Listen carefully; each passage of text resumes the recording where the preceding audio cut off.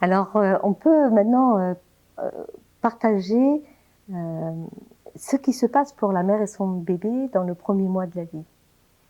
Ce qu'on appelle le postpartum et les suites de couches. Et on va aussi parler jusqu'aux relevailles qui ont lieu au 40e jour. Une femme qui vient de mettre au monde un bébé, après la naissance de son enfant, elle est dans un état de métamorphose. Elle mue. Tout son corps qui a accueilli un être humain en elle va se transformer d'une manière énergétique. Son utérus va reprendre la place. Le bassin qui s'est ouvert pour laisser le passage du bébé doit se refermer. Elle doit fabriquer un lait qui va se transformer de jour en jour pour s'adapter aux besoins du nouveau-né. Et cette maman-là, elle est en fusion avec son bébé. Elle a besoin de son bébé comme le bébé a besoin absolument d'elle. La maison d'un nouveau-né, c'est le corps de sa mère. C'est une folie de séparer l'un et l'autre avant quelques semaines. Une mère ne doit pas se lever pour faire des tâches ménagères, aller faire des courses dans les jours qui suivent la naissance de son enfant. Son corps a besoin de se poser, de se reposer, de retrouver des énergies. Dans les pays où on sait cela, les sages-femmes et l'entourage familial surveillent la jeune accouchée, la maman, comme du lait sur le feu, parce qu'elle est fragile. On lui apporte des éléments de nourriture qui sont énergétiques, qui vont l'aider à contracter son utérus pendant les tétées pour que les lochis s'en aillent. On va lui amener souvent, d'ailleurs, dans plein de pays du monde, c'est des bouillons de poule avec des légumes qui vont réchauffer le corps de la mère et l'aider à fabriquer du lait. Et puis, ce que j'ai beaucoup appris au Maghreb, c'est que les sages-femmes vont s'occuper de refermer le bassin d'une maman. Quand on met au monde l'enfant, le bassin bouge, il s'ouvre en haut et puis après, il s'ouvre en bas. Il ne faut pas laisser le bassin d'une maman en mutation, ce qui va expliquer, et c'est le cas dans beaucoup de nos pays, des états de grande fatigue et de dépression des mères. Il faut refermer le bassin.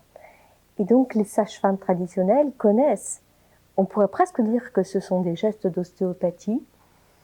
Elles vont rapprocher à nouveau le coccyx du pubis.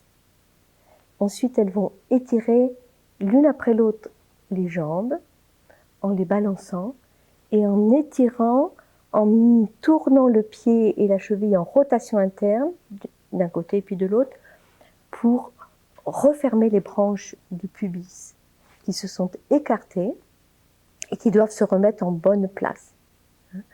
D'ailleurs, on le sent quand un ostéopathe fait ça, on sent ces manœuvres-là avec le pubis qui se remet correctement. Et ensuite, ce que j'ai vu au Maghreb, c'est que les mères, la sage-femme et une autre femme, puisque les accouchements sont beaucoup accompagnés par une sage-femme traditionnelle, mais aussi par la présence d'autres femmes et parfois par des enfants qui ne sont pas mis à l'écart des naissances. Donc, après l'accouchement, avant que la maman se relève, elles vont placer l'une et l'autre leurs pieds sur les crêtes iliaques. Elles sont assises et elles vont se tenir les mains, comme ça, et en poussant sur leurs pieds et en tirant sur les mains, elles vont refermer le haut du bassin. Ensuite, la sage-femme fait un geste qui est tout à fait merveilleux. Elle rassemble l'utérus avec sa main pour la mettre en bonne direction le long de la colonne vertébrale et du sacrum, et elles vont bander le bassin entre les trochantères, donc c'est suffisamment presque au milieu des cuisses et au-dessus du nombril pour resserrer à la fois le bassin, mais aussi l'abdomen, non pas en tension, mais pour contenir la mère. Et les mamans que j'ai croisées, elles trouvaient ça formidable. Hein. Cette ceinture, elle est aussi sacrée. C'est un geste qui appartient au travail de la sage-femme, de prendre soin de la mère après l'accouchement. Parce que ce qu'elle a fourni, c'est quand même une œuvre d'art immense de donner la vie à un être humain. Et pour préserver les autres grossesses, il faut s'occuper des mères. Il faut materner les mères dans le mois qui suit la naissance de leur bébé. Donc, dans beaucoup de pays du monde, les mamans ne s'occupent pas des autres enfants, ne les amènent pas à l'école, elles ne s'occupent pas de préparer les repas, ni des lessives, ni de balayer. C'est la communauté qui prend en charge ça. Hein, et c'est très important. C'est une fonction maternelle, ocytocique, empathique du père et de la communauté. C'est un cadeau qu'on doit à la mère et à l'enfant. Et petit à petit, donc, c'est une très grande prévention de la dépression du postpartum, qui est beaucoup plus grave que le baby blues. Les sociétés ont le devoir de ne jamais laisser seule une maman avec son nouveau-né. C'est au cœur de l'humanité, ça. Il faut les aider à grandir ensemble pour pouvoir à un moment donné se séparer en toute confiance. Mais le bébé a besoin de ce lien fondateur avec sa maman qui passe par le corps de la mère. C'est le corps de la mère qui réchauffe le bébé parce que c'est la mère qui, grâce à ce qui s'est passé pendant la grossesse, dont on parlera peut-être tout à l'heure, qui est ce qu'on appelle l'état de préoccupation maternelle primaire, c'est mieux que personne ce dont a besoin un bébé. Est-ce qu'il a besoin de téter? Est-ce qu'il a besoin de câlin? Est-ce qu'il a besoin d'être au chaud? Est-ce qu'il a besoin de faire un rot? Est-ce qu'il a besoin d'être bercé? Est-ce qu'il a besoin de dormir? Voilà. Il y a cette empathie qui se construit, qui est du care, au sens de pas seulement soigner un corps, mais soigner une âme, soigner dans une intention de bienveillance l'autre. Ces soins-là sont indispensables au bébé, c'est la mère qui le fournit, et pour qu'elle puisse le fournir, il faut que la communauté les fournisse à la mère. Et petit à petit, le bébé va grandir, le lait va se transformer dans sa composition, le cerveau d'un nouveau-né, jusqu'à 7-8 semaines, c'est comme dans l'utérus.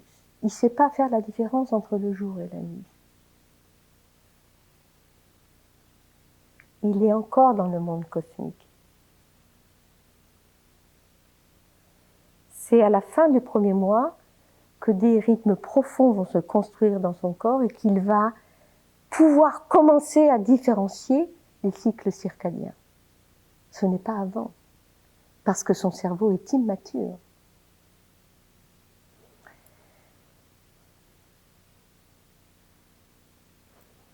Le bassin se referme, l'utérus reprend sa place. On arrive progressivement aux 40 jours.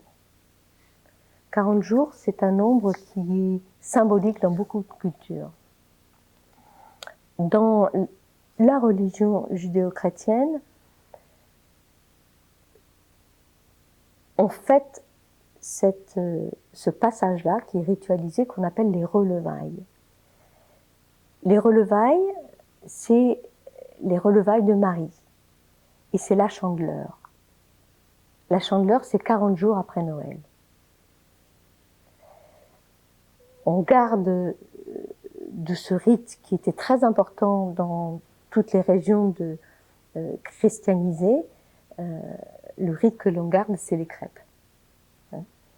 Mais il y avait une signification symbolique qui était tout à fait intéressante. En fait, c'est la première séparation de Jésus avec Marie. C'est la présentation de Jésus au temple par Siméon. C'est la signification pour la mère de lui dire « Cet enfant que tu as mis au monde, nous t'en remercions. C'est un cadeau magnifique que tu fais à l'humanité. Mais cet enfant, il n'est pas qu'à toi. Il est aussi à la communauté dont tu appartiens et dont nous avons aussi la responsabilité de son éducation. » Autrefois, encore jusqu'aux années 60, dans certaines églises, les jeunes accouchées allaient à l'église et elles étaient bénies par le prêtre et on leur donnait une bougie. Et la flamme de la bougie, c'est la symbolique de la pureté. Ça voulait dire que son corps était revenu pur aussi pour pouvoir, après ce passage des relevailles, retourner à une activité sociale et affective et sexuelle avec sa communauté, mais affective et sexuelle avec son compagnon. Donc, les 40 jours dans beaucoup de régions du monde, c'est un interdit de la sexualité. On laisse le corps de la maman se reposer avant qu'elle puisse retourner dans les bras de son compagnon. Dans d'autres cultures, les mamans musulmanes, elles vont au hammam, où elles ont des bains énergétiques et on les épile, on les fait belles. Il y a souvent une fête avec un repas collectif qui réunit les familles et c'est une signification pour autoriser la mère à reprendre des rapports sexuels avec son compagnon. Dans la religion juive, il y avait les bains purificateurs qui sont beaucoup moins pratiqués et présents maintenant, aussi au 40e jour. Voilà la signification des relevailles.